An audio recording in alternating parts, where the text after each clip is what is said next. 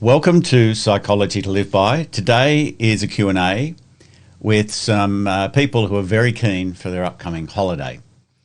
Our topic is how to enjoy our holidays and how to extend that into the new year. Our happy participants have watched the podcasts, which you can see or listen to at my website, drchris.life. But I'll do a quick summary now before we go into our Q&A. In the previous two podcasts, I've suggested ways to identify our purpose for the holidays, how to plan the holiday to meet that purpose, and how to implement that plan. The third and fourth podcasts are a deeper dive into how we can actually enjoy each day of our holiday a little more and how to carry that enjoyment into the new year.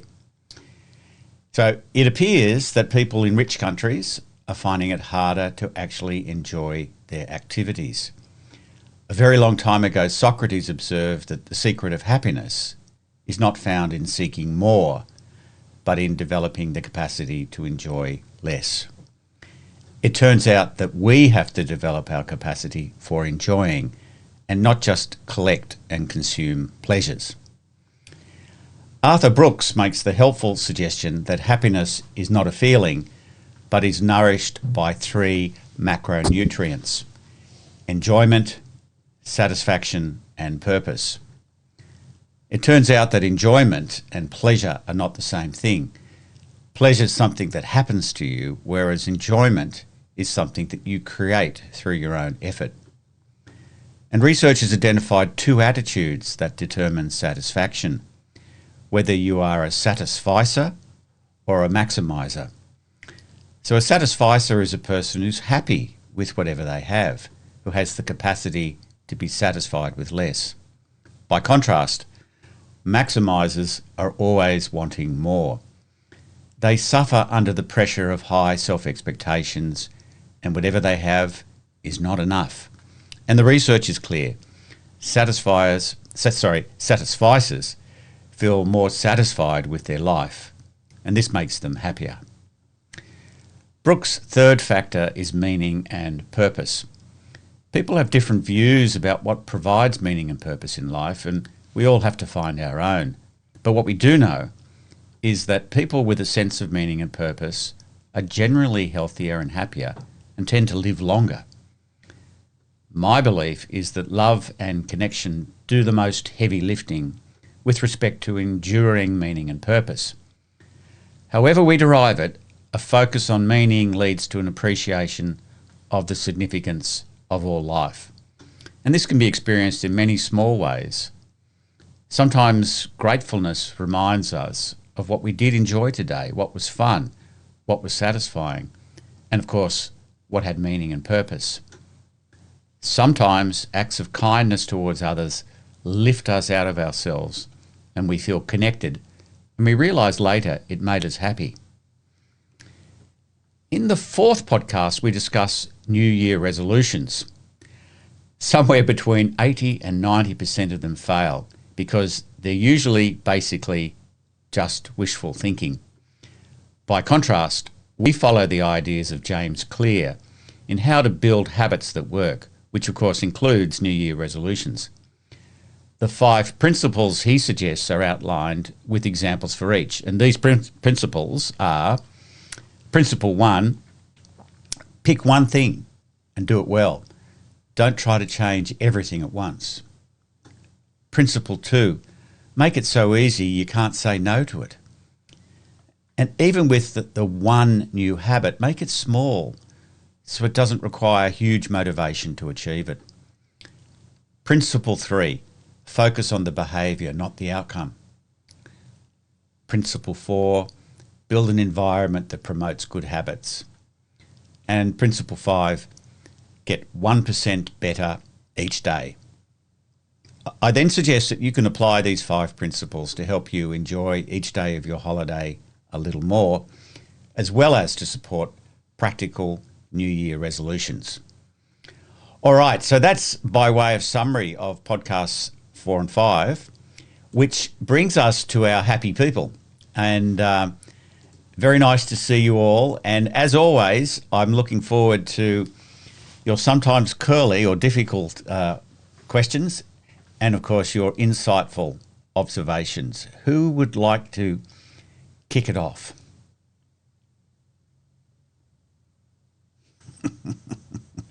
Well, I have an observation. I don't know how insightful I can get, but it just really landed with me was the active appreciation. Yeah.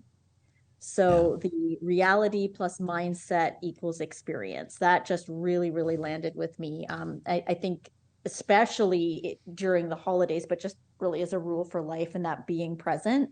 It reminded me of holidaying with younger, well, teenagers or my Mm. kids right now, and just that um don't be a joy suck. I always come back to this term with my kids. Don't be a joy suck. And like, what are you creating? Look at your surroundings, your reality. You're in this beautiful place. Your mindset is you're miserable and you're creating an experience for everybody else. So kind of I think living as that as an example, that active appreciation, and hopefully it wears off on the people around you. Yeah, fantastic. It is amazing, isn't it? Like we can be in really objectively beautiful surroundings. We can be extremely fortunate. You know, we have wonderful food arrayed in front of us, you know, and yet, as I like to say, we clutch defeat from the jaws of victory.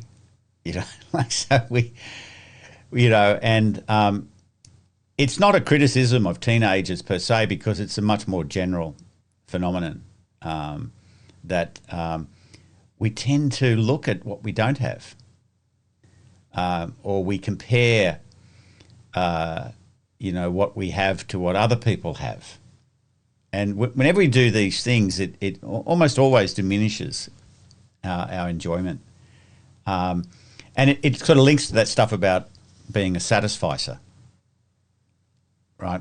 Because, a satisficer, which is, of course, is a combination, what they call a portmanteau, a combination of two words of satisfying and sufficing. Um, the satisficer focuses much more on what they have and their gratitude for it. So I think it's an attitude that we have to cultivate. I don't know of research on this, but I suspect somehow or other the other approach, the always looking for what we don't have, is hardwired in because it just seems to me so widespread. It's like, That Western mindset of like, yeah, always what you don't have, or what keeping up with the Joneses kind of mindset. yeah. I wonder if it is a Western mindset. It could be. I really don't know, or whether in fact it's more universal. Certainly, the Buddha, a couple of thousand years ago, was talking about suffering, and largely it was about desire and not wanting, So I think he talked about a middle path, pushing away things that we didn't want, that we felt were unpleasant, and trying to hold on to things. And so, it'd be interesting whether I'm sure there have been cross cultural studies to see whether it is just a Western phenomenon, but it's damn widespread. It's really widespread, and it's really useful to remember, isn't it? And that's another reason I think why we ought to plan to do less in our holidays. It's a bit paradoxical, isn't it? It's like I want to do less so I can enjoy more. Yeah. That's fantastic. It was a really nice observation. And as with all observations, I never know where it's going to go, when I start answering. So, but I hope what I said was vaguely meaningful. Now, who's next? I'll go next. Um, New Year's resolutions. I've never done a New Year's resolution, but it definitely made me laugh those five principles when it said pick one, make it achievable, and then make it easy. I'm like, Yeah. okay, well then, why even pick one? Yeah. Well, because you're doing something that you haven't done before that you want to do. But Is that typically, always the case, or is it just maybe getting back to something that you've already done? it could be Falling that. off the wagon, right?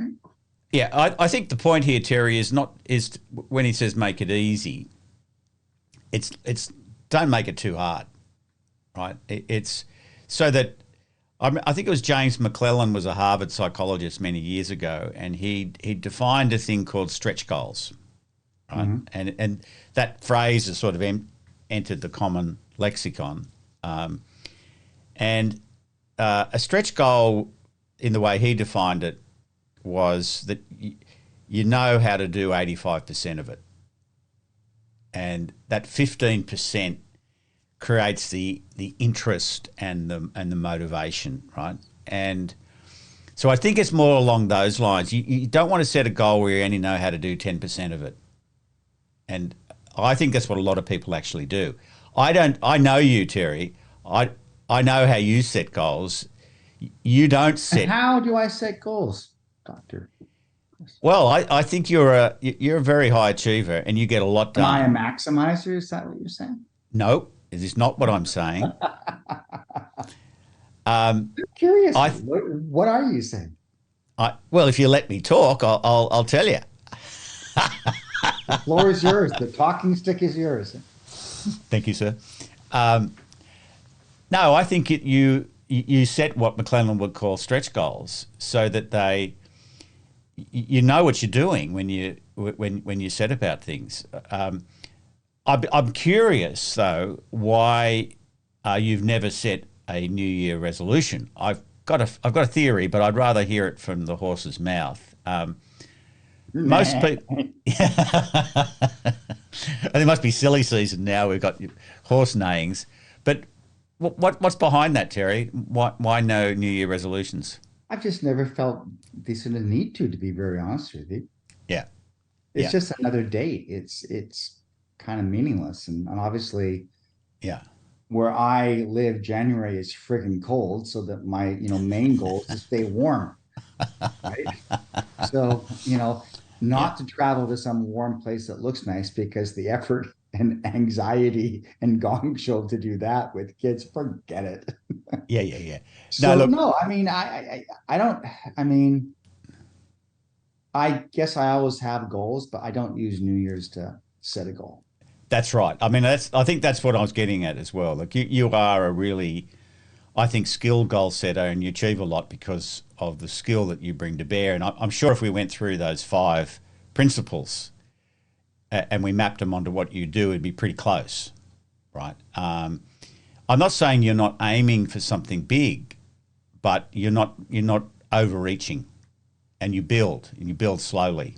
And I think it's the compound interest thing in Yeah. James Clear approach that is very powerful. This theory of marginal gains, that you every day are looking to improve a little bit, and then that compounds over time, Yeah. right? And I know a lot of people who don't set New Year resolutions because their experience of it is that 80 or 90% of them don't work, that they are in fact just wish fulfillment. And Well, I do know running a yoga business that January, February, yep, busiest time of the year because people have set a resolution to get back in shape, get back on the yoga. And then by March, it all fades. So we do a 30-day challenge to keep them engaged. And then we spend the rest of the year. yeah, Our goal is to keep them engaged like they were in January. exactly. And again, I'm sure if we sat down with each of those yoga students and examined how they were framing that resolution, you'd see it would be violating these five principles somewhere. Oh, probably. Yeah. Yeah, yeah. Fantastic, Terry. No, I don't set New Year resolution goals either, but I do. I do sit down and think about the year ahead, and I think broadly about. I actually largely think about what I'm going to do less of. What I'm just so that I can focus more on the things that I'm already committed to, because that seems to be my biggest problem.